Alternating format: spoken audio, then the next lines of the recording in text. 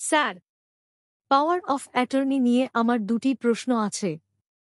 একটি হলো power of attorney মূলে পাওয়া জায়গা কিভাবে রেকর্ড করাবো। আমার আরেকটি প্রশ্ন হল, বর্তমান আইন কি পূর্বের পাওয়ার অফ অ্যাটর্নির ক্ষেত্রেও প্রযোজ্য? আপনার প্রথম প্রশ্ন হচ্ছে, পাওয়ার অফ অ্যাটর্নি মূলে পাওয়া জায়গা কিভাবে রেকর্ড করব?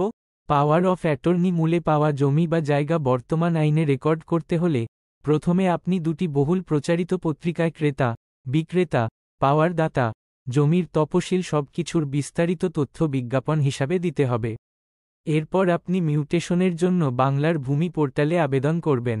পেপারে বিজ্ঞাপন দেওয়ার ন্যূনতম 1 মাস পর আপনি মিউটেশনের হিয়ারিং এর ডেট পাবেন।